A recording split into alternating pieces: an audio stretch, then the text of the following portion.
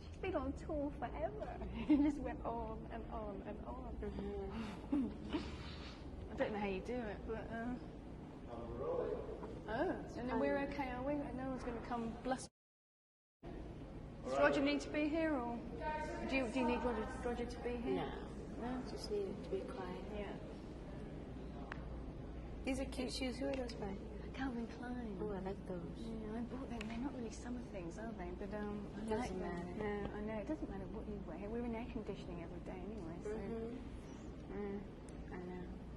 So I was working with Kevin. I always have to have on a sweater. He loves it cold. Yeah, really. And it can be warm outside and I'm still cold. Yeah, it started getting really cold in the other room in there. We were looking at the clothes actually thinking, that's nice, that's nice. Wayne's great. Oh, isn't he? And he's really friendly, such a nice guy. Great. They're a really nice bunch, because you know sometimes you go on shoots and they're all really pretentious and you're just in the way and you're a nuisance, and they're all so nice. Really friendly bunch. It makes a change. It makes it easy.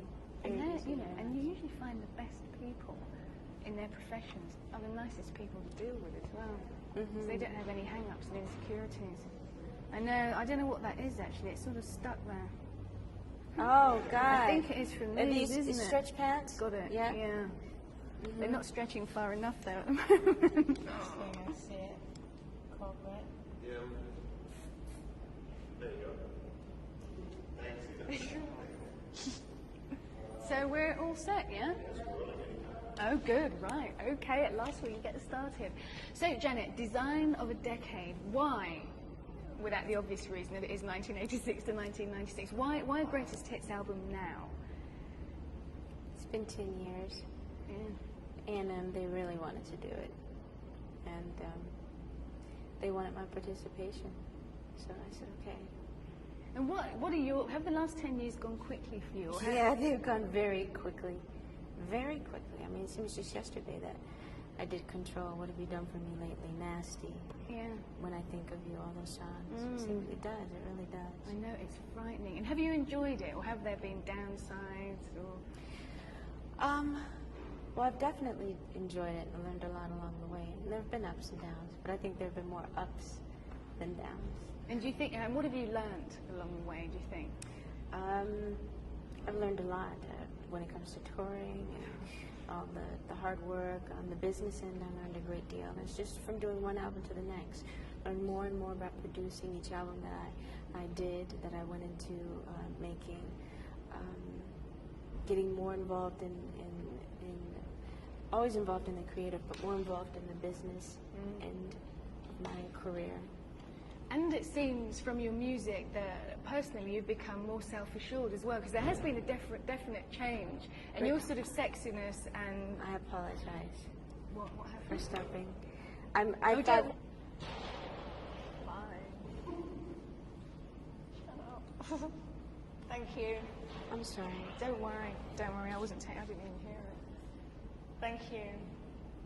Yeah, so, as I was saying, and personally I think that you've become more self-assured, more aware of your sexuality, which is reflected in your music, I think, especially the last album, Janet. Do you think that? Definitely. Definitely. It's basically just maturing, really, is what it... I said then, and I'm saying now, because that's what it is, really, more than anything. It's just growing up. And do you like growing up? Does aging worry you? No, not at all. That's good. Some people freak out about turning 30, and it's just a number. So what? Everyone does it. You'll be fine. Exactly. Everyone goes through it, and you live through it. Then everyone starts freaking out about 40. Yeah, exactly.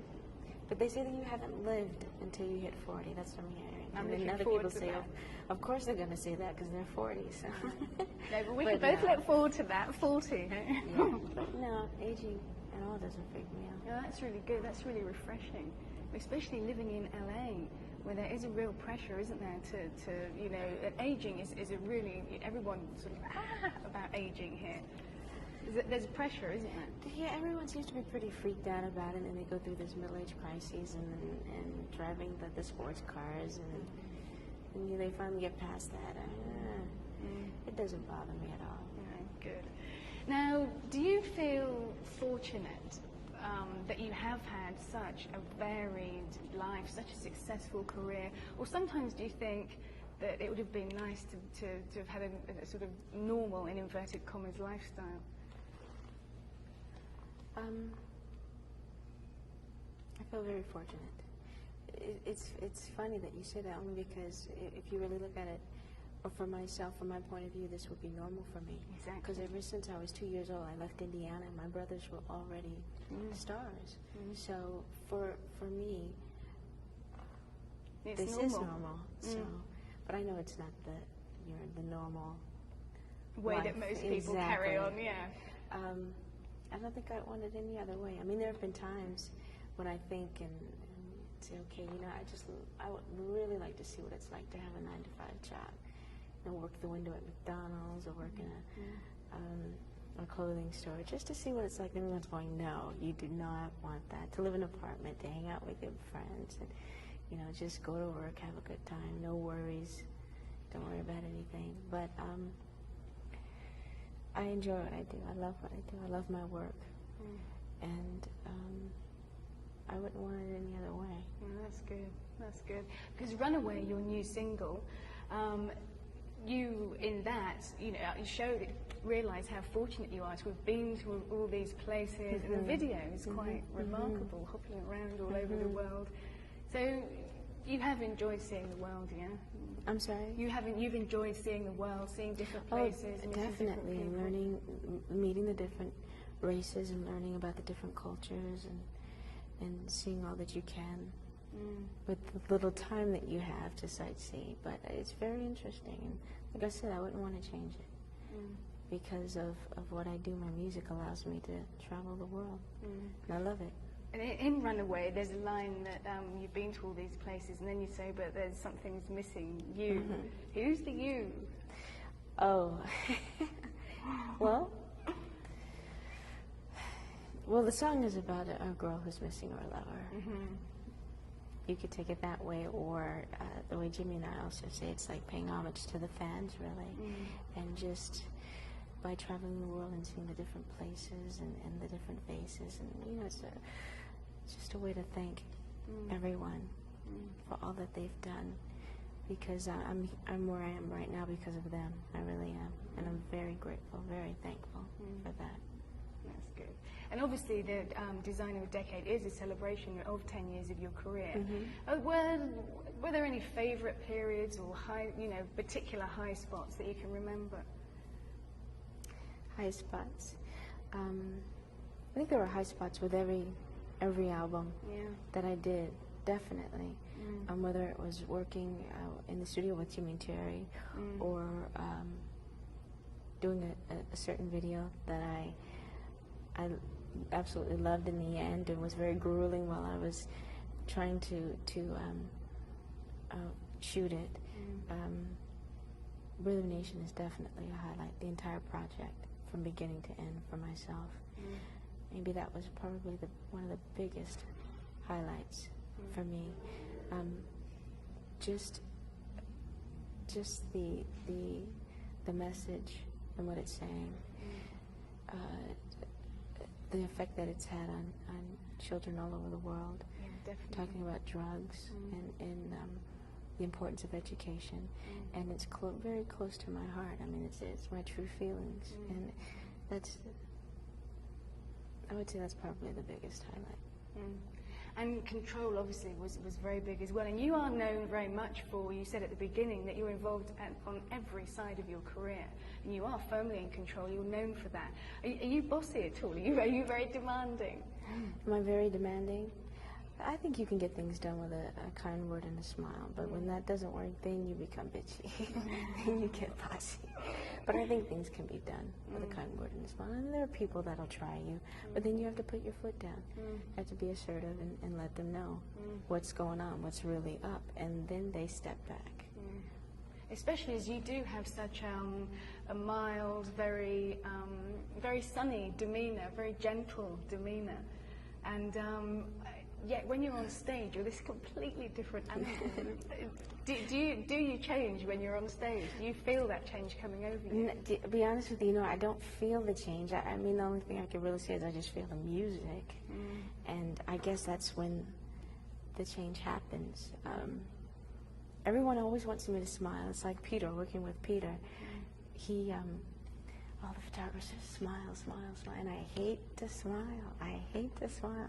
Obviously, unless I find something funny or something makes me laugh or something humorous. That's because you have a very smiley face. That's odd to hear that you don't like smiling. Because after a while, my cheeks start to get sore, or when I laugh for a long period of time, my cheeks start to hurt, and so I have to relax my face. And because they really get sore. I guess working those muscles, I suppose. And it's a good workout. yeah, but obviously it hasn't worked. My face is still round and chunky. That's only what you think. And you've got a beautiful smile. We were looking at the photos being shot, actually, the last few photos. And we were both saying, and your smile's very natural. It's not a forced smile. You've been smiling a lot during this interview. So you must like smiling, really. Well, yeah, I have a very wide smile. Yeah. That's what I don't like about it. Yeah, it's really, that's what other people do like. So that's why I don't like to smile. But everyone wants me to smile, so I'd rather be serious. But are you hard on yourself? Are you very self-critical? Very, very. I think every girl is, though. Yeah. What don't you like about yourself? Oh, well, my smile. Yeah, apart from your smile. I wish I had long legs. Yeah. Every girl wishes she had long legs. And every girl feels she needs to lose 5 to 10 pounds, regardless of how thin you are. So you still have all that? Mm-hmm, definitely. I don't think that'll ever leave me, because I'm a girl. And I read somewhere that during your last tour, the dancers had a nickname for you, Booty. Why was that? Well, because of my booty. Which is, in British, in England, is your backside. Your back. I thought it was your bum. Yeah, it is your bum, actually. Your bum. Yeah. Your backside. Yeah, my booty. Because it's big.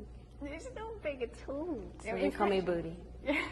So we had this sweatshirts with the Janet period in copper. There were black sweatshirts for the tour.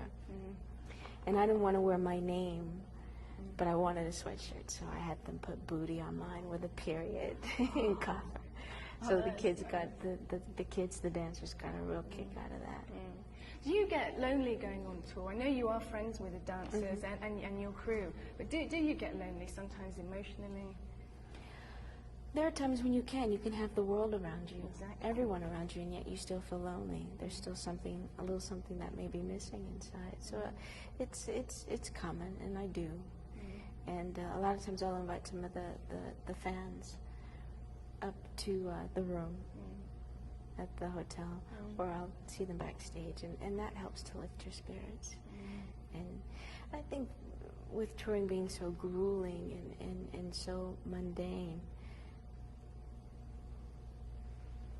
it gets like that sometimes, that feeling of loneliness, that emptiness. So, I mean, you do things that make you happy, that things that bring joy to you. And to other people. Yes, exactly. And it helps. It really helps. Like, I love giving gifts. And just to see someone else's face light up, I really love that. So that's lovely. You and Michael are very alike in that way. Very, very kind, generous, very big-hearted, I think. My mother's like that. My mother's very big-hearted. She's very, very kind. And I think we got it from my mother. That's great. And yet, you say you invite fans up to your room after. You have to be so careful, though, don't you, that people can take advantage of you. When you're big-hearted, you forget that sometimes, I think. Sometimes people mistake your kindness for weakness. They do. Yeah. But you have to be very careful. And like I said, people will try you in every possible way that they can. And when that happens, you just have to put them in their place, put your foot down. Now, is Rene, your boyfriend, is he a big support to you? Definitely. I mean, we're a team. We work together very well. I think we've both been very fortunate, because most most couples, obviously being together and then having a working relationship, it doesn't last. And we've been very, very fortunate when it comes to that, knowing when to start and stop. And then there have been times when it's been very difficult, or in the very beginning when we start to work together. It's very hard. But he loves directing, so. And he'll wake up in the middle of the night and come up with an idea, waking me up. So, what do you think about this? I can't say it for the morning. I'm tired. No, but he's getting better at it because he's always been he's been in the film business since he was 13 years old, behind the scenes. His family's in the film business, but being a director it's something that he's always wanted to do, but new to him. So, and this part of the business is new to him. Well, he's been at it a couple of years now, but it was very difficult in the beginning. He didn't know when to turn off, when to shut it down. Just turn it off. It's the weekend. And just let's take this weekend to relax and to recharge our batteries. So now he's learning. Good, because he was obviously too enthusiastic and still yeah, buzzing he's like that. before. He's very obsessive, and he loves to keep creating, which I think is great. But there are times when you just have to take a break, or else you will burn out. Yeah, you have to. Yeah. So, do you think you'll get married one day? I'd like to. I'd like to be married someday. And children? Oh, of course. I'd love that. As a matter of fact, my daughters are now. I'm just joking. Hiding behind the chair there. I've been hearing this thing about me having a daughter for the longest time. It's even since I obviously would be from my marriage to James, I suppose. So, but no, I don't have a daughter. As someone said, they were going to reveal a picture or hard copy of. Lovely. Well, I'd like to see her. Yeah, it'd be very interesting. I'd like to see who wouldn't they it? find. Where on earth she's come from. The stalk must have brought Yeah, her. exactly. Right? So what does keep you going? What keeps you going and constantly achieving and, keeping your body in shape, and all that's very demanding? It is very demanding. I think what really, truly keeps me going are the fans, the kids. That's great. It really does. With each project that I do, and for them to, it's like their acceptance of the project is saying to me that they're enjoying what I'm doing, and that just makes me want to create even more. And can't wait to do the next project, and do the next tour, and then do films and produce other artists, and hopefully someday I'd like to direct. So that keeps me going. And I think when I stop growing, I'll just cut it off because I feel I'll have nothing else left to give, so why continue? So it's, Do something else. Yeah, like have children. Fit them in somewhere. Yeah. It's hard, isn't Spit it? out a couple of puppies. Yeah, no, that would be nicer actually, a couple of puppies and lots of Oh my God. John Lovitz came over to the house over the weekend, and he brought his little puppy Lucy with him, and it's a cross between the retriever and some other dog, and she's really, really cute, but she was going at the furniture, she was going at everything, at the Berber carpet, and she was biting my feet and my hands and my pants, and she was trying to bite my crotch. And so she had me, he was there for about 3 hours, and she had me going the entire time. I bet you were glad to see the back of him. And he said, "Do you want to keep her?" I said, "No, it's okay, John. It's all right." Yeah, 'cause they're really hard work, aren't they? Yeah, it's like having a child, Yeah. in the beginning. I mean, It the potty training. Yeah. But it's actually easier, really. Yeah, A 'cause you big can responsibility. at least Exactly. You could put paper down and close the door, leave them there for a few hours. Yeah. When the Don't have baby to can't change do that. diapers and everything. Yep, Yeah. that's true. Now, the last time we saw you on a pop video was Scream with Michael. Yeah. That was great. You both look great in that. Thanks. What was that experience like working with him? Because he's your Doing great the friend, song? isn't he? Yeah, well, working together and yeah, doing the song, doing the video, working together. Doing the video was hard. Yeah. Was difficult. With a capital D, it was very difficult. Why?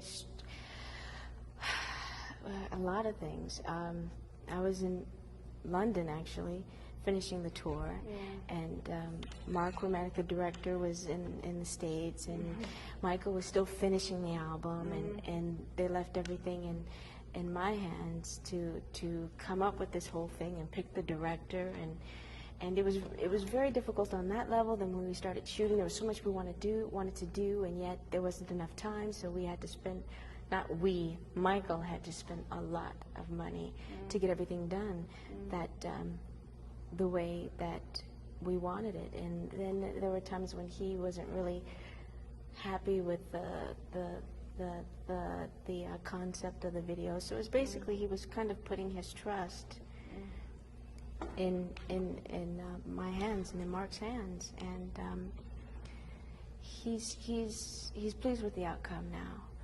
But at first he was kind of, I'm not sure about this, so that was difficult. And then there were other choreographers that were brought in at the last minute, and that was difficult. And it was very, very, very hard work, physically as well as mentally. Yeah, I'm sure but it was done, and the outcome was great. It was great. And also, I mean, Michael, how close are you? You are great friends, aren't you? Yeah, well, we were very, very close growing up. We're not as close only because of not living at home, both of us not living at home with our parents, and just having our separate careers. But we were very close. And was it nice for you to support him in that way? Because History was a big album for him, let's face it, wasn't it? It was getting rid of a lot of skeletons from his closet. Yeah, and he talked about a lot of things that was just so upsetting for him that had happened, and he needs to get that off his chest. And that's basically what Scream was about. And when I called him in New York and told him, I'd gone to New York to write and record the song with him, and I said, so what do you want this to be about? And he said, well, you know, with all the things that have gone on in my life, he says, I just want to release some of that anger. And I've always been the supportive, I feel, sister. Whenever something's funky or there's a tabloid saying this crap or this crap, I've always been the one to try and support him or anyone in my family as much as possible when it comes to that. So that's really what it was about, and my role in the video as well as being that supportive sister. That's great. It was a real public affirmation of your support for him, and it's great. Thank you. Great. Thank you very much indeed. I'm going to let you go now because I know you're tired. That was really nice. Thank you. My pleasure. Can we just get one quick wide shot? Is that okay? Sure.